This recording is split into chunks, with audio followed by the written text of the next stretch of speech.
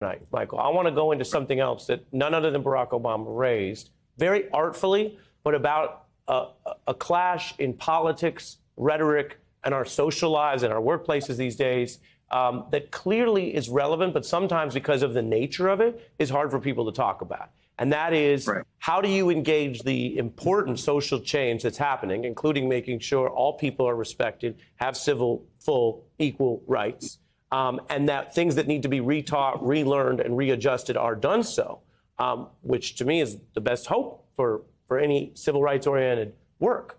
But not, the president says, and I'll let people hear it for themselves, he uses the term buzzkill. You could call it any number of things, not with a rush or a lack of any growth or empathy. Stop rather than start those conversations. And I don't want to be misheard.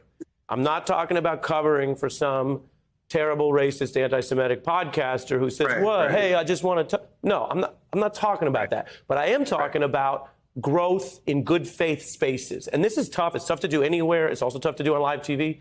I thought it was really interesting that Obama went out of this way to talk about whether people are feeling overly rhetorically policed. And the way he put it was sort of a Democrat to the left, or pick your grouping, being what he calls a buzzkill. Here's what he said. Not being a buzzkill, right? That's a lesson for the Democratic Party. Yeah, and sometimes Democrats are, right?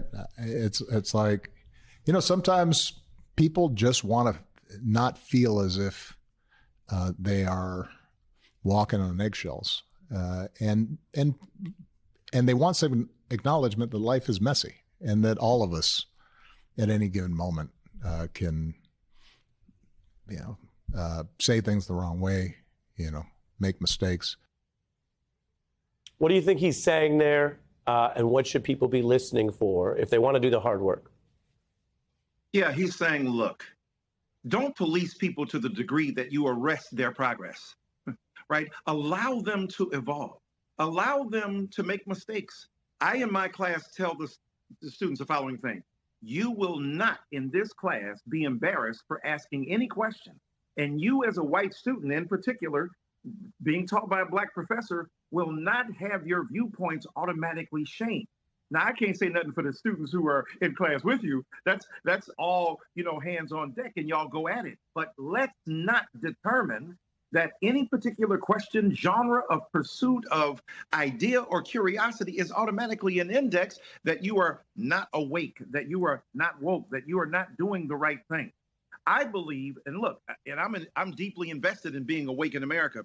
People are categorizing wokeness as a problem. The point is, what you want to be asleep? We see what that results in with this orange apparition that has beclouded the American horizon. So my point is that Obama is saying, but look, if somebody slips up and makes a mistake, if they're trying to figure out and fumble their way to the truth, don't cancel them. Don't buzzkill them. Don't deploy the full weaponry that you have. Have spectrum. Have a consideration of, you know what? That was a minor mess up. Every penalty can't be the death penalty, or else everyone is dead.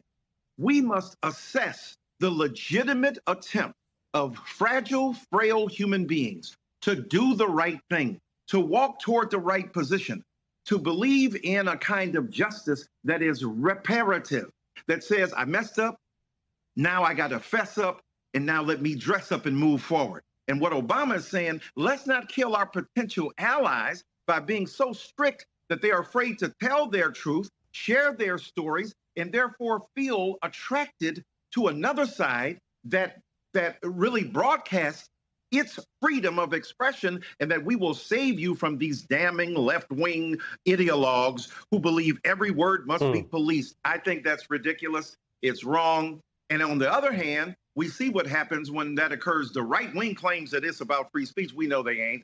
They just want to be in charge of who gets canceled. They're not against cancellation. They just want to be the cancelers. So I think Obama is giving a wise word that is indicative of his prudential grasp of American politics. Yeah, you laid it out with, I think, a lot of important points. It's an important debate to be had, and to be had in a good faith environment where we go back and forth. And you also identified, I think, the both intellectual and political calculus underneath what he's saying, which is, A, there's a way to do this. Lord knows Obama has tried to move people forward in this country. You think about the year he was born, you think about what he's lived through. And then Right. B, as you just identified, your opponents who are worse for all this stuff are trying to make a fake grab and say, come over here and have freedom with us. Right. It's the civil rights advocates in this nation who ought to have the greatest claims to freedom, which also involves growth.